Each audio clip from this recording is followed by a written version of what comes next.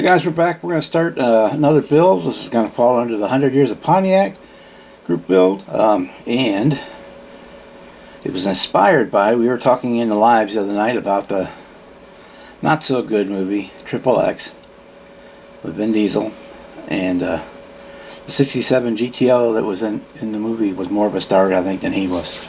And the reason we got onto that was because when AMT did bring out a XXx version of the GTO once, but what they've done, depending on the boxing of the kit you get, you'll either get the regular one, regular GTO, or you're going to get the XXx one. The one with the maroon car on the box is going to be the XXx one. Obviously the XXx branded one is going to be XXx version. And this gold one is going to be XXx version, even though the maroon one and this one have the stock GTO box art. It does not have these wheels. It does not have that hood. So yeah, let's hop into this real quick and kind of talk about it. Okay, guys, we got the body out and the front and rear bumper, because that's the main things we need to address on this kit. There are some sink marks hidden here, front fender and a quarter from the core support on both sides. You want to address those. You can sand them out a little bit and add a little filler to them, and it'll be good to go. Same thing on the trunk. I know they probably won't show in the light, but there's two of them for where the original screw bottom posts were. Next on, we're going to look at on the rear bumper. Sometimes it's too narrow, and sometimes it's too wide, and sometimes it fits. So if it's depending on which one you get, usually you can either shrink this down by just cutting in half, and about the width of the razor saw is about the difference you need to shorten it. Or if it's not wide enough, cut it in half and add a little styrene stock in between it. Just spread it out. Not a big deal though.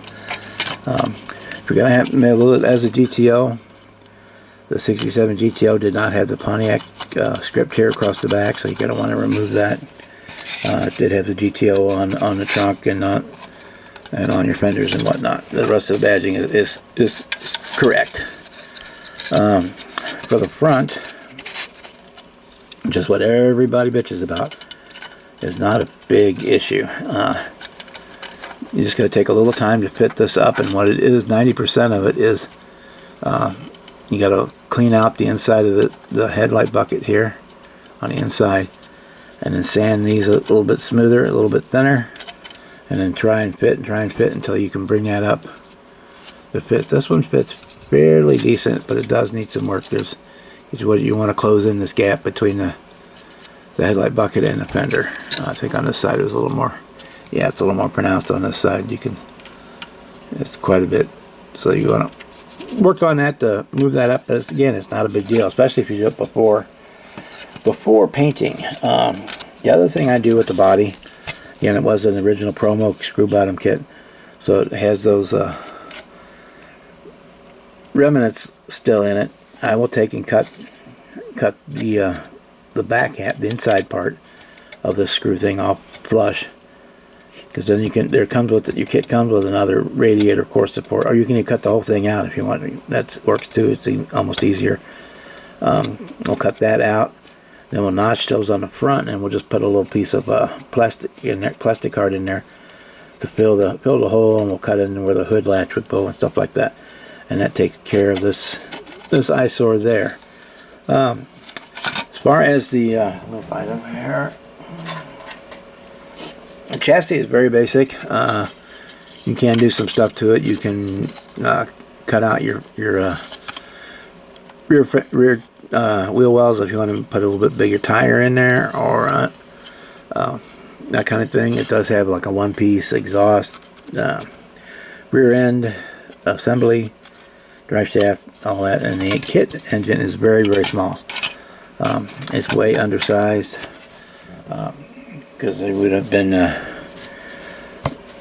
at 67, you would have most likely had the small block 400 or the big block 400. One of the two would have been in there, and the kit engine is just way too small. I think it's like 1/28 scale or something like that. But I'm sure if you can either get a 3D printed one for not a whole lot of money, which would be more the correct size, or what I'm going to do, if I can find it here, it's in my other box. I have a small block Chevy. Oh, actually I have a large block too. I have both a large from 69 Camaros. I have both a large and a small block floating around. Here's the large block one. One of the large blocks that's already been started. When I got this kit, it had already been had the engine assembled. So that one fills out the engine bay a whole lot better than the kit one does. If I do use this one or take this one apart and redo it, we will have to do something different for the headers, to trim that out so that the headers will fit. That's not a big deal. You just trim that area underneath on the underside out. So yeah, that takes care of the tiny kit engine. That's a much better.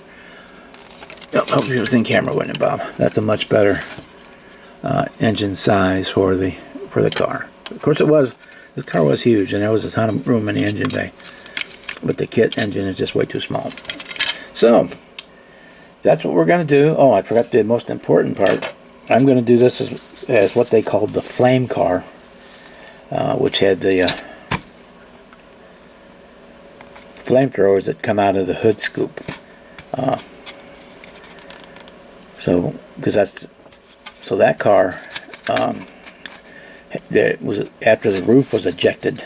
In one point in the movie, when they were chasing down the submarine, he flips a switch and the whole roof blows off. And they didn't use a convertible car for that. They actually had a regular hardtop, and they cut it off, and then filled in. They had panels to fill in the holes. In fact, if you go over to Jay Leno's garage, you can see a video on the XXX car, the flame car, and they do about a 20 or 30 minute video on it, and you get really comprehensive on that car.